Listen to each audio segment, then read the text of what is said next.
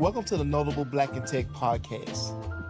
This is our first episode. I am so excited about this. I'm so excited about being here. This is a time and this is a platform where I get a chance to talk to, speak to people that look like me, that are in tech, that are entrepreneurs in tech, that are professionals in tech. Because we've been here. I know there are times when some of us may felt like we're in isolation because we worked in isolation, but we've been in tech and we've been killing it. There are rock stars out there. And I wanted to build a platform where I can highlight them. I can highlight the accomplishments. I can highlight the experiences. And today I have a very special guest, Tai Nehisi. Awesome, absolute rock star. She's the founder and CEO of a company called Organizely.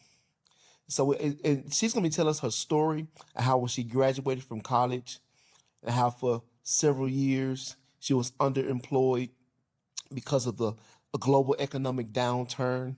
But she took that experience and turned it into something great that's working out for her.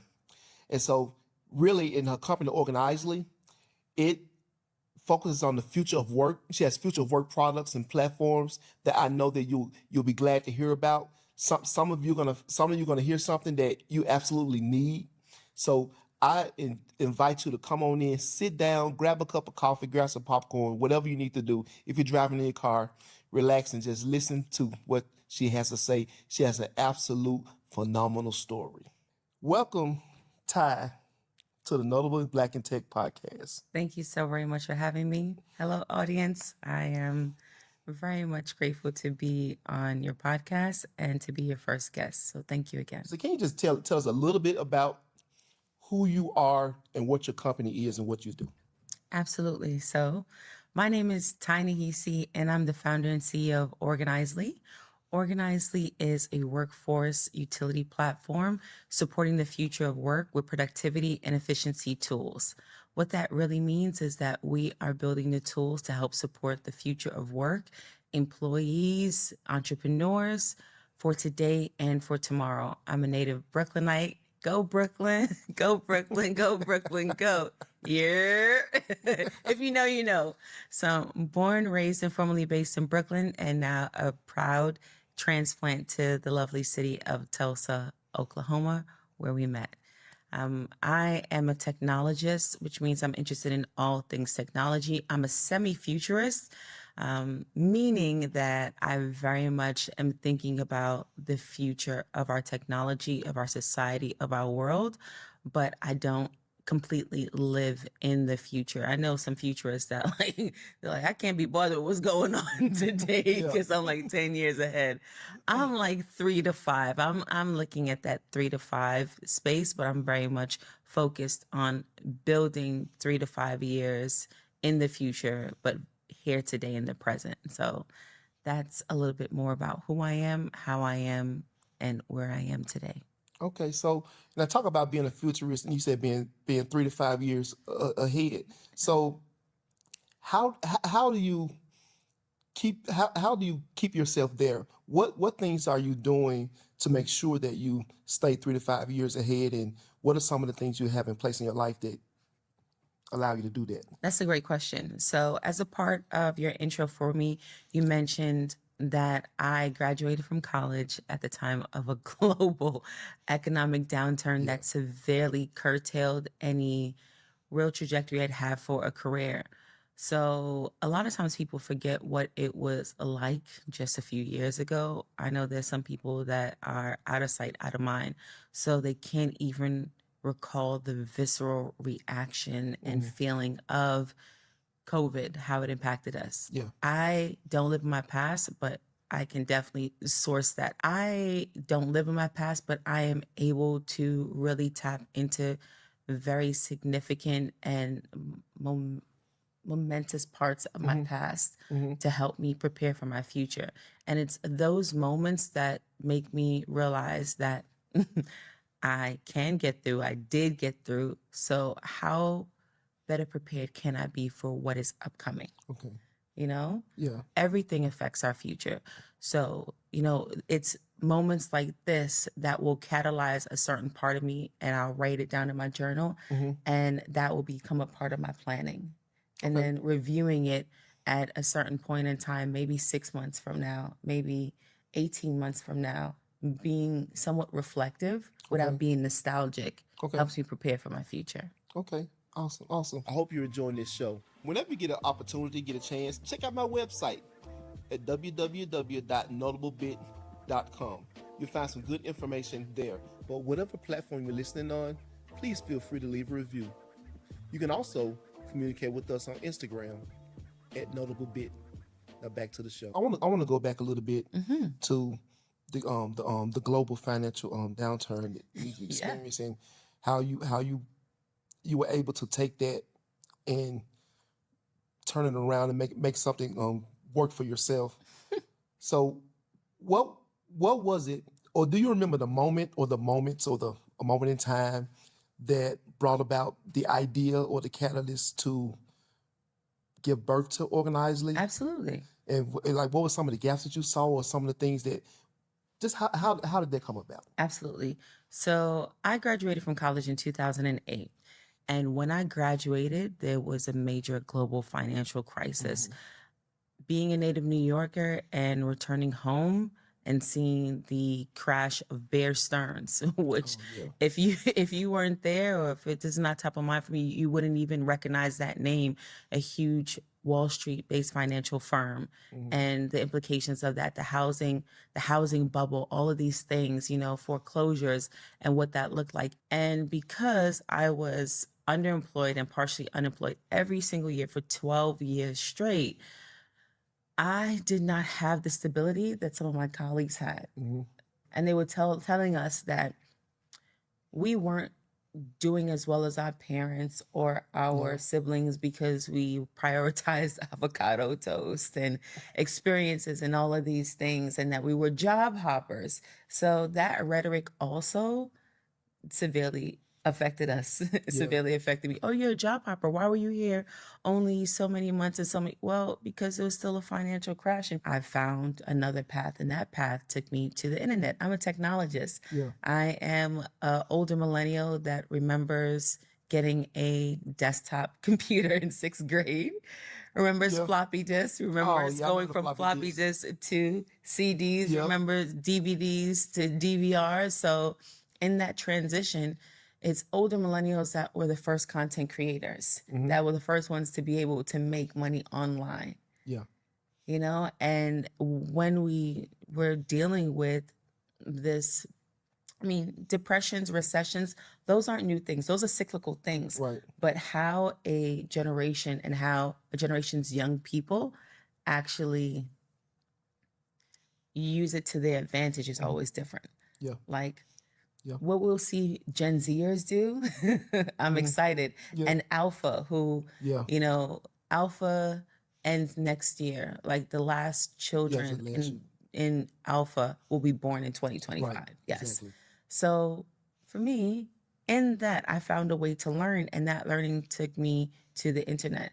And I started finding courses there. And I also, because New York has so many options, there were community-based programs for learning to code. Now, I should say this. I was a computer science minor in college. Okay. So when I started college in 2003, the world was a very different place. Very different. Very different place. Then the world changed. In 2007, we got the first smartphone. That's what you did. Well, we got the first iPhone. Yeah, we did get the first iPhone. And they always claim to be the first smartphone. So I'll give that to them. But I remember Blackberries. Exactly. That's what I'm saying. I remember people running around our campus with Blackberries and, scrolling and Palm Pilots and stuff like that. So when I knew that I never wanted to be in a cubicle all day long, I'm too creative for that. So because of the advent of smartphones, because now we had more advanced technology that was connecting people, we had more app markets, and it was applications that brought me back to software. So in finding, my mom actually sent me an email about a program in in New York. I'm from Brooklyn, born and raised, and there was a program in Queens that was 10 months long to teach you how to do Android development. Okay. So I hadn't developed in a while, but I knew I could do it. And it was from that boot camp and then doing another boot camp that I got back to solving problems using code. Yeah.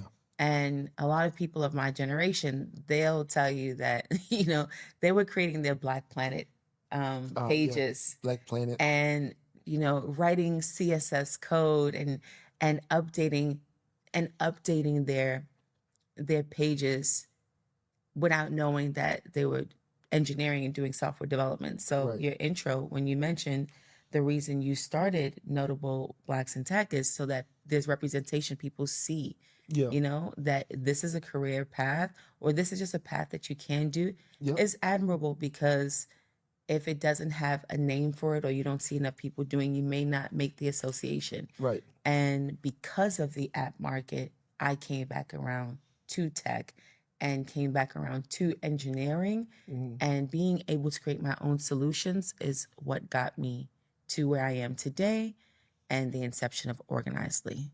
So I can get into that more, but I want to pause there. You said a lot. So you took advantage of this new thing that was opening up, like I said, with the iPhone, the smartphone. Well, the redesign of the smartphone. And so to say, because I do remember the BlackBerry. Yeah. Those, because everyone had those BlackBerries that had those fat keyboards Yeah, on the QWERTY bottom. keyboard on the Yes. bottom and Yes. and like the 2-inch to 4-inch screens, depending on Yes. how much money you had. Yeah, depending on how You much know, to money you buy had. Yes. it. Yeah, but everyone had those BlackBerries, and everything was done Yeah. on that BlackBerry. So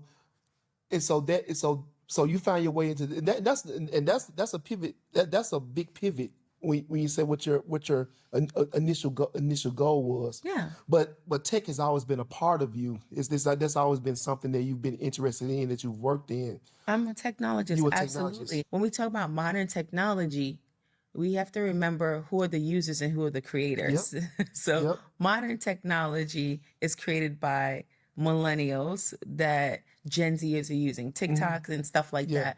And it's just like now being that generation that grew up with the computers, but still know what it's like not to be on your phone all Right. day Right. long. Not to depend on it. Right. Yeah, Not to be connected all the time. we found different ways of utilizing Yeah. technology and understanding that technology was integrated in our everyday lives. Right, right. Because I know you're a millennial, and I'm a Gen Xer. And so I was a part. I was a part of the generation where we still had some of the background that the boomers was laying out, and we were being introduced to technology. So like some of the things we do now, like with the smartphones and Zoom and being able to, that was like future like we could actually see someone we talking to on the phone. I mean, we actually see. So I understand that trajectory and being involved in it, being a part of our lives.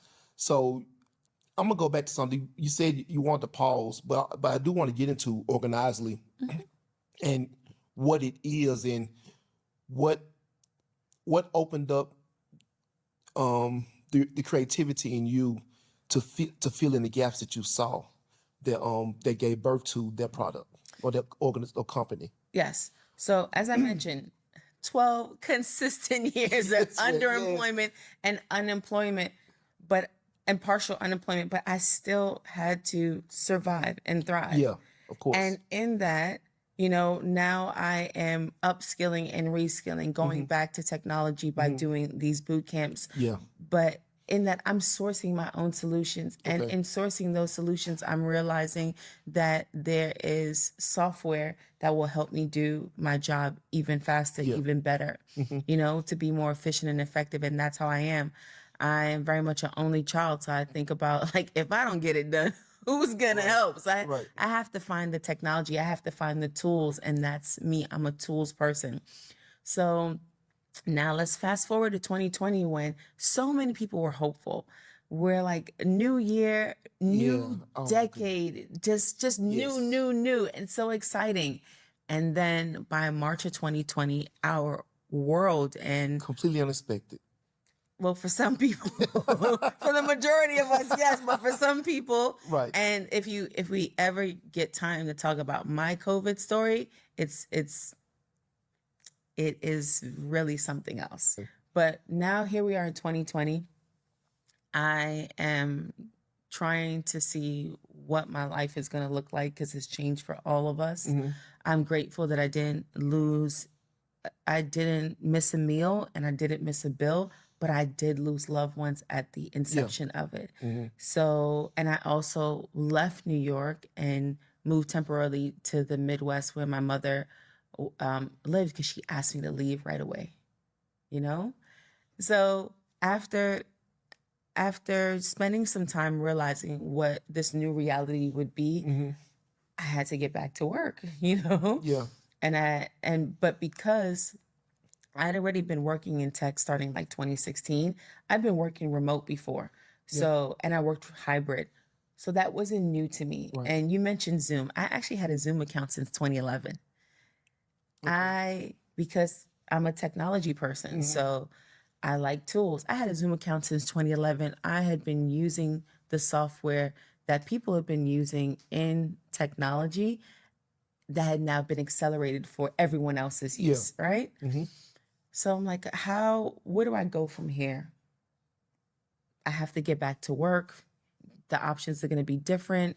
And that's when I did what I did and went online and found another boot camp. And this boot camp was around tech sales. Okay. When I worked at Trello in 2017, which is a task management software, had a real cult following. And shortly after I joined them, they had recently been acquired by Atlassian, a major software company, more well known for its product Jira than its name, Atlassian. And in working at Trello, I had been in people management, but I was training with the technical account management team. So I wanted to be a TAM. So when COVID happened, I said, okay, it's now or never. I want to work in revenue. What does this look like? So I went online to try to find resources to work in revenue. And at first, I was thinking, let me go and get my certification for Salesforce architect because I've been using Salesforce since 2011 as well. And that is when it led me to a tech sales bootcamp in that search for Salesforce certification. And I got accepted to a tech sales bootcamp, hit the ground running, got a role as an SDR, sales development representative, which is an entry-level position. So I found a role shortly after finishing this boot camp, and this is the moment. The VP of sales at the new company I was at asked me to provide a 30, 60, 90-day plan. Okay. And I was like, got it, understood. So I went back to the boot camp because they kept telling us that this was standard in the industry, a 30, 60, 90-day plan. So I said, great. I was asked for one. You mentioned this. Do you have a template? They were like, no. And I was like, okay, so how long will it take y'all to get a template? And they're like, we're not going to do that. And that didn't make sense to me. Yeah. Because I was in a boot camp 8 hours a day, 5 days a week for 4 weeks. Yeah. And you were telling us that this is standard. So if your revenue model is for people to pay a certain amount of tuition upfront or via ISA income share agreement where they pay a certain portion every single month for 2 years, you think you want to provide people with the simple digital tools that will allow them to transition into the role more seamlessly, more smoothly, and stay in the role. Yeah. So that they could pay back the tuition. Right. Especially since they've been talking about it and they letting you know this is standard. It's standard. So I was like, okay. So I did what I do. I went to my best friend, Google, search engine. Yes. This is no plugs for Google, unless they sponsor the show. So no free lunch. Thomas Friedman said that. No free lunch, but he's open to it. So I went to a search engine and, looked up templates. Couldn't necessarily find templates for 30, 60, 90-day plans, but like one central place. But I was finding a few and reviewing them, and I was like, I created my Yeah. own, Yeah. submitted it on time to my VP. And then I realized that if I'm having this issue, the other 15 people in my cohort that are trying to also get a job or just recently got jobs, that they were having this issue too. So I took my personal information out of it and templatized it and shared it with my other 15 cohort mates. And they were like, thanks so much. I just got this request, or I'm trying, I just started a new job and I know this is upcoming. And that's how it started. Oh, wow. And then I was in the role for a few more months and kept seeing these places where I could create simple digital solutions. And that's what I did. And then after 3 months of being in the role, I strung together a toolkit based on all the simple digital solutions I created. And I said, okay, well, this will help anyone ramp up from their first day in the role up to 3 months. Wow. Wow. And I just kept doing that for like the 9 months. I was a sales development representative for exactly 9 months and worked at 2 different companies. I met and exceeded quota every single month and every single quarter for the 9 months that I worked as an SDR. And it wasn't a difficult job to me. It's an entry-level job, but it is known to have a great deal of churn because there isn't a lot of comprehensive training for the role. Okay. That is why the boot camp that I did had success in that time, especially with now people knowing that they couldn't go to a physical location for work and trying to find new ways to earn. So there was an influx of people finding programs like these because you could sell software from anywhere in the world. Right. Yeah, right. You could sell it from anywhere. You didn't have to go into a physical location. So here I am, and this is not difficult, but sales is difficult. Having a quota is difficult. Meeting those needs and demands of having a quota are difficult. I found a way to make it simpler for me because I'm organized. I have always been able to set up processes and procedures and systems to help me get things done. Because like I said, I'm an only child. If I don't get it done, who's going to help me? Who's going to help you? Right. So it was from there that I started organizing because I saw the need for simple digital solutions like a template or like a guide that helps people go from, and specifically, not just people, but adult learners go from the learning to the doing faster, cheaper, and better than before. That's how we got here. You've come here now. So you worked 9 months in this SDR position. You've templated processes that you came up with, and so you created this product. Yes. That allowed you to give birth to this Organizely. software company, Organizing. Yeah. So what was the landscape of things in corporate, in industry, in tech? What did things look like for what was Organizely being birthed into? Absolutely. So I should say that in 2024, Organizely as a workforce utility platform is a software company. Tech is vast. We are a software company, which means that we develop software. So we develop software that is deployed, and you can come to our website and you can get software that you can use locally, globally, and such. But Organizely in 2021, when I started it, was just a toolkit. It was me creating digital solutions that I was hosting in Google Drive. So the first template that I made was hosted in a Google Doc. Another one was a calendar plugin I made by creating different calendar events on how I actually spent my workday. And for a lot of people, just structuring their workday is something that is important for them. You know how many people are making crazy money on Etsy creating planners because Right. people Yeah. need that. Yeah. So I realized that there was a digital component, and I used literally a Google Calendar and set up my day. Mm-hmm. And then there is an export feature. So Yeah. I just created a plugin, Mm-hmm. and I strung all of those things onto a Trello board. I told you I worked at Trello. So we dog fooded Trello, which is an industry term for like using your own software, or some people in hip hop may know, getting high off your own supply. Biggie, I'm from Brooklyn. That was a Oh, way to plug Brooklyn. I see. I see. all day, every day, twice on Sunday. So we dog fooded Trello. We use it internally and externally. And that was the first place I was like, okay, you know what? Let me host my toolkit on Trello. Okay. So, and I use the same skills that I learned in the boot camp to identify people that would have a need for the toolkit. So what did I do? I went on LinkedIn. Love LinkedIn, so I always got to do that. I went on LinkedIn and I looked for people like me, BDRs, or business development representatives, which is a complementary term. It only has a slight difference from SDR, sales development representative.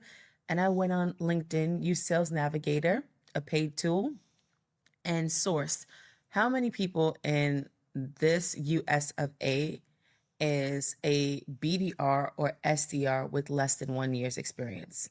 Mm. You know what the outcome of that search was? No, what was it? 1 million people. Oh, wow. Oh, wow. At any point in time, have the title of BDR or SDR with less than 1 year's experience in the role. Oh, wow. So I said, It's an okay. advanced open market then. I said, okay, it's all of these tools that I've created. They worked for me. I've shared them with my colleagues, my cohort mates. And then I use literally a Google form so that people can fill out the form, pay me using cashless options like Cash App, Zelle, PayPal, Venmo. Sponsorship opportunities are open for each one of you. I mean, I'm a saleswoman. I'm not a businessman. I'm a business man. That's Jay-Z. If you go on and on. And if you're gonna do it like Memphis, where I'm from, business man. Man, well, listen. Let me tell you something, man. I'm from. I'm about to hit you with the Glorilla because that is my girl, okay? Bitch, I'm from Memphis. What you know about me, Big T-A-I in the G-L-E? All It's right, G-L-O for Glow, but hey. So I'm a businessman, and I started sending it out to colleagues that fit the criteria, and people bought it. Oh, wow. I started sending it out to my colleagues in my I'm not a Facebook user, so in my Slack groups, my technology Slack groups, there are so many people, especially in software sales and just sales in general, that are open to tips, any type of software, any type of tips, any type of tools that will help them be better. Because when you're in sales, everything that you do matters because it is revenue generating. Yeah. You know, Yeah. so sales is not a cost center. Operations, marketing, those are cost centers. Sales is the one department that is tasked with making money. So there are a lot of incentives around making money and finding tools and strategies that will help you make that moolah. Okay. Yeah. So let me stop rapping because that's what's coming to me. Go ahead. You can cut the flow. So from there, I literally use Google Suite tools. Like I said, I hosted it in Google Docs. I hosted Google Calendars, did some things in Google Sheets, and used a Google form in order for people to get access to it. Once they paid using cashless options, then they got an automatic Google email from me that took them to the Trello board. And then after a while, I wanted to move the flow of it. And Notion was now really, in 2020, 2021, Notion was really starting to be a tool that more technologists were using. And it had to pivot as well because of how people were using it. And I saw it as a blank canvas. And because I'm a creative, I am someone that can go from literally nothing to something. Yeah. and I translated what was on Trello to Notion, and that's when it started to move even more, because the way I represented the toolkit on Notion and the way I designed it really called out to people, you know? Okay, yeah. I decided 2022, I'm gonna go all in. Did I go all in 2022? I didn't, because I had found even more stability being a tech consultant. I started making really great money. And that was nice. I got to breathe and relax and really assess where I'm going as I get older, and not have to worry about certain aspects, the professional aspects, as much, so I could spend more time in the personal and what type of life I wanted to live. So I put organizing down a few times. So a company that I had worked for actually pre-COVID and got laid off from once COVID hit, there was an opportunity to work with them again. Gotcha. And in working with them, I came in as a consultant. And because of the real technical aspect of what I was doing with them, I got to charge what I thought I was worth. And Yeah. I've never had a problem. Never had a problem communicating what I think I'm worth. Doesn't matter what you think I'm worth. I know what I'm worth. Well, that's a good thing, because some people have a problem with No. communicating that. That's good. Yeah, and the worst they could say is no. Yeah. But imagine if they said yes. Yeah. And they did. And they've continually said yes, because I am really excellent at what I do. And I became excellent at what I do because I knew how to source my own answers, because I never had the stability of a career in the traditional sense. Okay. Yeah. So what COVID also allowed me to do is drop the notion that I had to go to college, I had to do it this way, I had to do it that way, this traditional way, because all of that went out the window when COVID happened. Yeah. Everything went out the window. The whole new You world. had to, exactly. Sorry, Aladdin came to me when you said it. I heard it. So yeah, it was a whole new world. So I dropped those notions literally and said, okay, I'm big boss in it, because I always been big tie, never been low tie. As the homies say, I always been big tie. So it was time to really step into knowing that I could command this amount of money, because I know how well I'm going to do this. So in that, I got a chance to breathe, to relax a bit, and didn't feel the need to go hard, or as hard as I formerly did with organizing. I put it down, but it kept picking me up. And I was like, oh, okay. And then it was really 2023 that I said, I have to really commit to this. It kept calling out to you. Yes. Yeah. It kept picking me up. It was like, no, because I'm still seeing people struggle now. Because remember the timeline, 2020 starting COVID, 2021, we're still very much in a COVID world. Yeah. But we've started to acclimate a bit. 2022, we haven't come out of that. Companies are not asking people to, they're not asking people to come back to the office yet. Right. That RTO, return to office, starts to happen at the end of 2022, really 2023. Yep. But what we do have is the start of a correction. All of that hiring that happened during COVID, especially in software companies, we're starting to see what? Layoffs. Yep, a lot of them. Hiring freezes. That's what we're starting to see. And in that, I realized that when I was dealing with these things in 2008, I still got through. I found a way. When I was dealing with it, in 2020 at pivotal times, I still got through. Now there were people who had that more traditional trajectory, always had a job, and they're losing their jobs, not because they're incompetent, not because they're not good. It's because there's a correction. Yeah. Yeah. Companies have realized that they overhired. Yeah. They did this, that, and the other. and they're focused on their bottom line. They're focused on their their stakeholders. They're not focused on the people. Yep. So that's why Organizely picked me back up, because I realized that if you come from a more traditional career path, this was devastating people. I'm reading on LinkedIn how devastated people are because they have never dealt with this. And I'm writing content on LinkedIn. I was like, you will survive. You will get past this. Yeah. Seeing that type of devastation made me realize that the tools are there, but it's not enough for me to just have Organizely toolkits around sales. You know, I have a certain amount of subject expertise, and I didn't even work in sales for a full year. But the solutions that I created was helping someone else between day one and day 365. So now you're saying that Organizely is more than just a tool to help people in sales.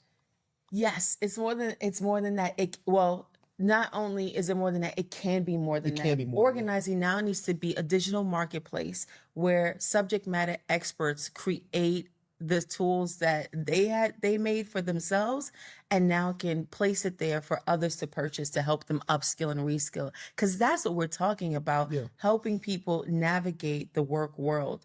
Whether you've had a traditional trajectory where you got a job, you stayed in that job, because there's no staying in a job 30 years now. Right. And now we know that millennials weren't just job hoppers. That's the only way you are going to increase your salary and compensation. So now, we had to go through that time and be called job hoppers and not serious and lazy and this and the other. But now there's significant research that is saying, no, they will hire someone externally that will come in and be at the same level as you and make more than you. Because they have to attract talent and stuff like that. So we're at the top of 2023. And I should also say that in 2022, I applied for and was accepted to Tulsa Remote. I realized that this is where I had to accelerate Organizely. And I had spent January and February really seeing like what this looks like, because everything was going to be new. I'm leaving Brooklyn. I'm leaving what I know. I'm leaving the ecosystem in New York. I'm leaving all the opportunity that I know and have access to in New York for Tulsa, but I also know this opportunity here. And I've accelerated Organizing to a place where it was a digital marketplace for subject matter experts to, or professionals, working professionals, to produce, sell, and purchase digital resources that would help them upskill and reskill. And now we actually have 3 products that directly fit under the future of work umbrella to support employees today and tomorrow. I should also say that the World Economic Forum predicts that by 2030, 1 billion people globally will need to be upskilled. And when we talk about that, we don't necessarily talk about accessibility. So digital accessibility, if you are anywhere on the spectrum of sight. So we're both sitting here wearing glasses, which means that we have some visual impairment, And so for people that have any visual impairment, any sight impairment, auditory impairment, hearing impairment, or any impairment, how are they going to further navigate a work world that is moving more and more online for learning, for development, for everything? How are we going to do that? There've always been tools. Yes. Are the tools great? Are they widespread? Like, I hope that those who are viewing this have the options to view the captions on it. It took us up until more recently to realize that everything should be captioned, because we don't know who the audience is. That's true. That's true. Everything should be captioned. That's true.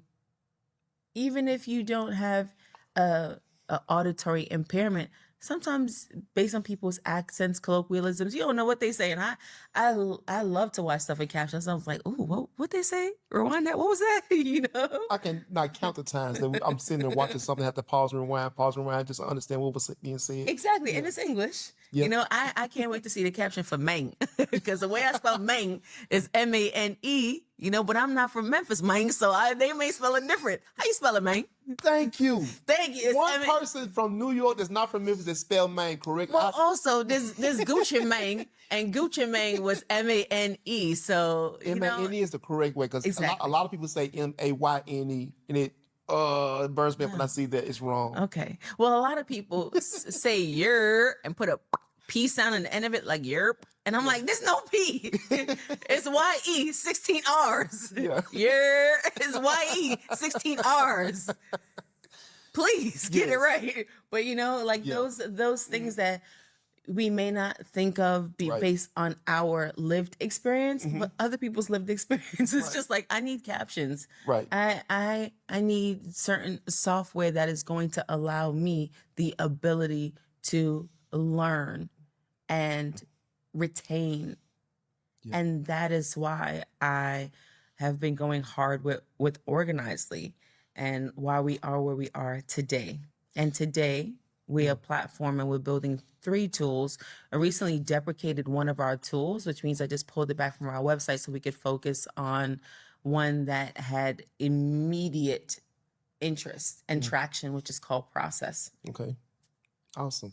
So you went, and it's interesting. I love the story. I love the journey. You went from templating together, piecing together things or things that you do to help to help others in the industry. And one of the cool things about tech, because you named a lot of tools that you use to put your things together. That's one of the cool things about tech, is that there's so many resources out there, so many even free resources like the Google Suite, Gmail, Google Calendar, all those things. How you can take a bunch of different stuff and build something with tools that you don't have to really pay for. Yeah. And that's the cool thing about it. And you were able to bootstrap some things together, and to now you went from that to now having a platform. Yes. And let me say this. We are in a post-COVID world, but we're also in a post-AI world. Yeah. We live in a world of no-code and low-code tools. Someone who is a trained software engineer like me, but who hadn't coded in years, still had the knowledge to be able to utilize digital tools that were free or low cost to create.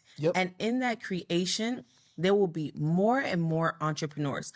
AI has and will continue to flatten the world for us to allow technical and non-technical people get to a starting place, or to a product faster than ever.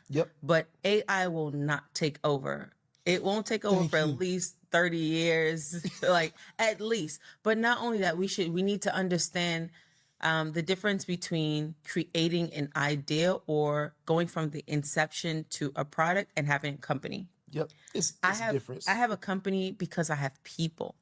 So I've talked about me, I, sole founder, CEO of Organizely.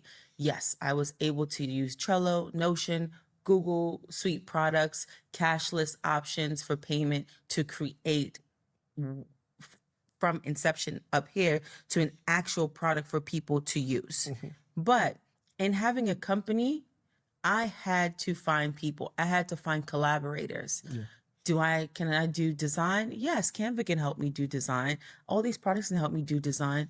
But someone who does design and has expertise in UI and UX, which is user interface and user experience, is going to make sure that the product that I am visionary for is going to be more accessible for a wider and greater audience. And that is my design lead. Shout out Alex. I have a CTO, and my CTO, my chief technology officer, shout out Sydney Davis. She is a former CEO who was twice exited from her software companies. Oh, wow. So Sydney and I work very well together because we're both technologists and we're both technical people. So we can spin up an instance of something faster than ever because we're using no code or low code tools. And we also been able to build a engineering team of 4 full stack developers, machine learning engineers. I can hire a machine learning engineer because I'm a technical person that understands the concepts and can have the conversation around, okay, you're the expert. So tell me so and so and so and so, and this is my build and such. AI is wonderful. It is fabulous, ethical AI, right? But we have to understand it will get non-technical and technical people to an MVP or minimum viable product sooner, cheaper, better than ever. Yep. But that doesn't mean you have a company. Right. You need people to have a company. Yeah. It requires people. It does. It does. And so now that we have a company, and I know, and having a company puts you in the place of there's competition because you have to, because you're competing in a global world. So is there competition for Organizely? Yes, there's competition for everyone. Now, that competition could be more tangential than direct. Okay. So because Organizely is a company, once again, we are a workforce utility platform. We have a suite of tools. We will have different competitors based on the tool. Based on the tool. And the tool that we are very proud of that recently released is called Process. Process converts procedural documents into process maps and process outlines. Okay. Tai, what does that mean? Does not compute.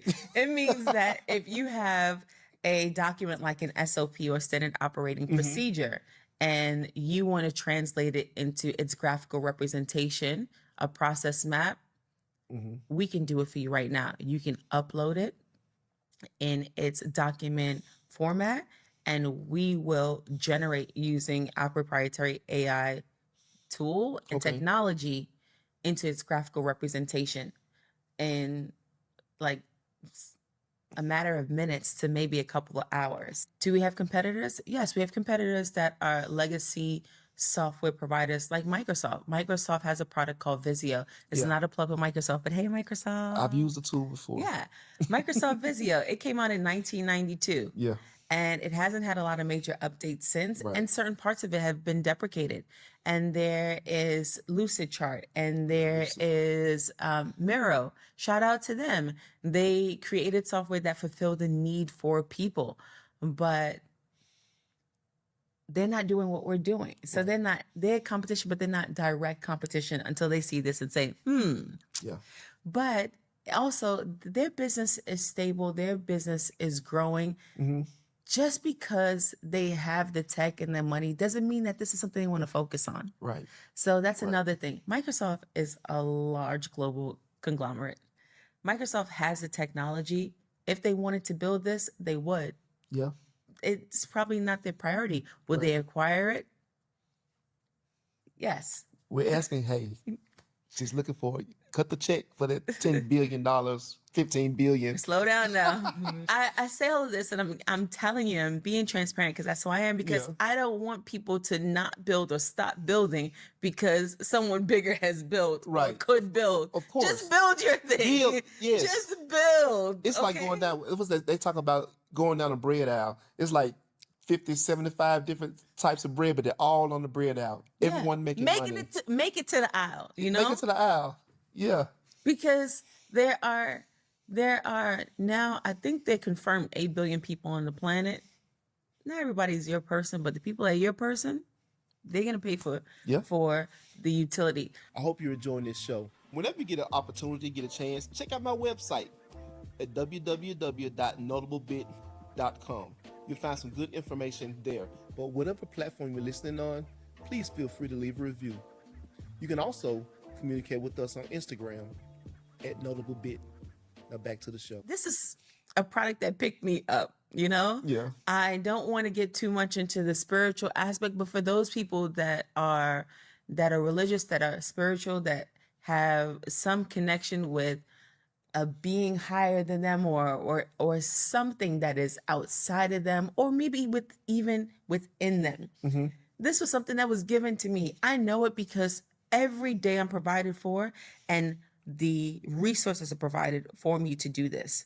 Now, every human being has 3 constraints. We all have it. And you're probably thinking, what are they? We all have the constraints of time, resources, and money. Even if you have all the money in the world, you don't have all the time. Even if you have all the time in the world, you don't have all the resources. Like, we all have those constraints. And every day I wake up as CEO of Organizely, I ask that I'm provided with the time, the money, and the resources to get done only what I need to achieve this day. And it's been provided. That's how I know this is for me. Awesome. So you're a futurist in the sense of, like I said, thinking about the impact of tomorrow. Yes. But the sense of living out your day to day. It's today. It's right now. Absolutely. Yeah. This is a present because it's a gift. Right. So I'm telling you, I get the time, the money, and the resources that I need to achieve only what I need to do today. Today, I got breath of life, and I'm here talking with you, talking with y'all. You know, like that, because it's what I'm supposed to be doing. So, who Organizely processes for are very much individuals and companies who have specific requirements. In different industries, there are standards, there are requirements that must be met around a term called ESG, which is environmental sustainability in government. So the things that must be met, and the use of process mapping for procedures and processes is needed, you know? Yeah. And we're getting it to these stakeholders faster than ever. And I'm proud of that. I'm proud of what I've created, what my team has created, what we have created. And this is just the beginning. So I really do thank you for having me on today to talk about my journey, my trajectory, and what I didn't have. Or what I didn't see in the market. So what I created, and the fact that it started here, but this is where we are now, because I realized that no matter what it was, I was going to get up every single day and add to it.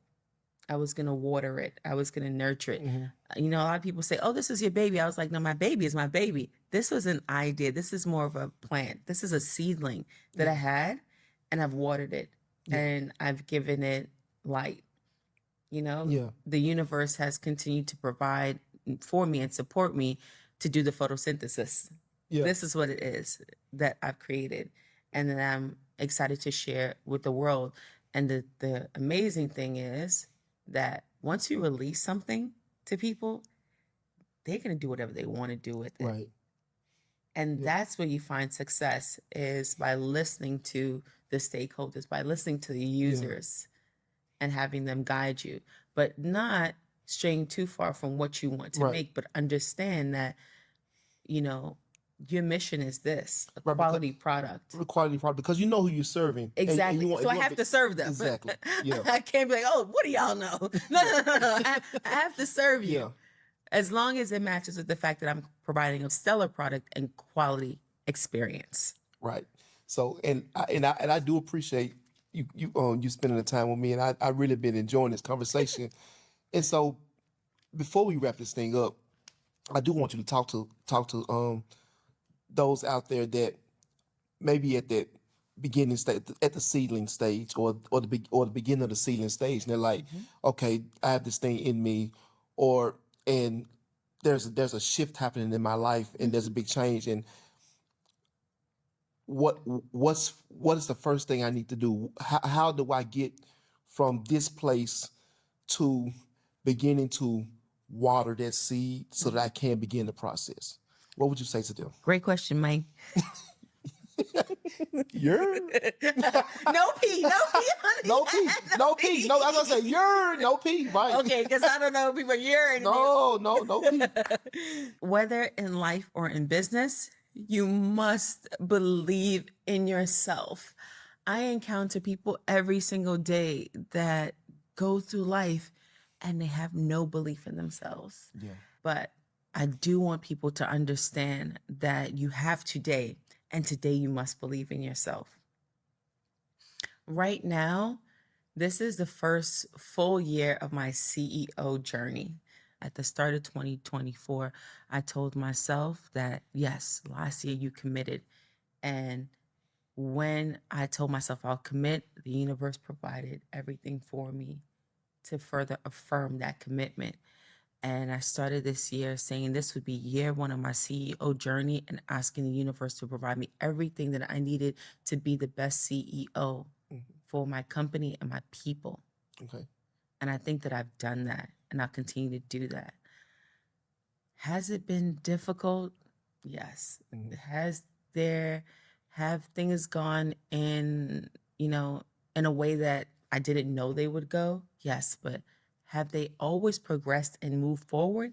Yes, because I get up every single day believing that I am equipped to do what I am tasked to do. I'm a servant leader.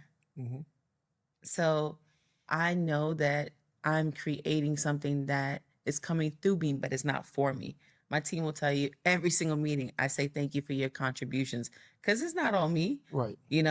My team is just that. My team members, they're not my employees. Are they technically my employees? Do I pay them? Absolutely. I don't want to do anything for free.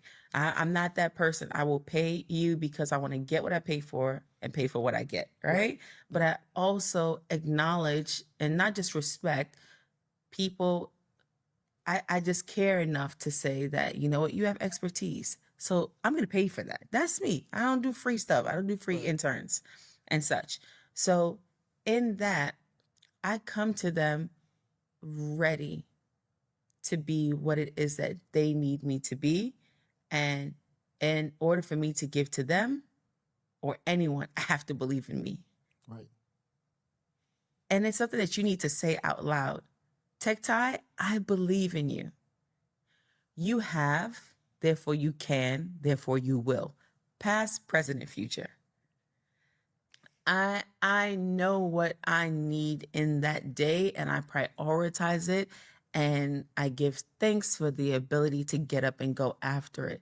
But if I have one piece of advice for people, is to believe in themselves, because everything has been created by someone. There's someone who created this phone that goes over the mic. Someone who designed this arm, this implement. Yeah. Everything on our planet was created by someone. And that someone had to have enough belief in themselves to take it from here to here. Since I believe in myself. Believe in yourself. I hope so. Tech Tai. There might be some others who want to connect with you. They want to know more about your platform, your products. They want to know more about you.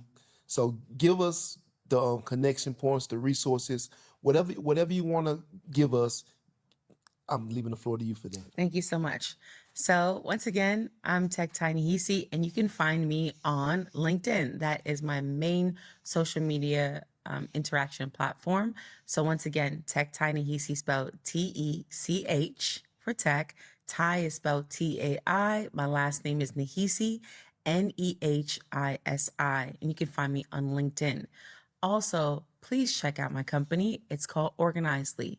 So you can go to www.organizely, ORGANIZELY.com. And you can learn more about Organizely, our tools, our team, what we're building, and how we're supporting the future of work with productivity and efficiency tools. So go you, go me, go us. Thank you. All right. There you have it.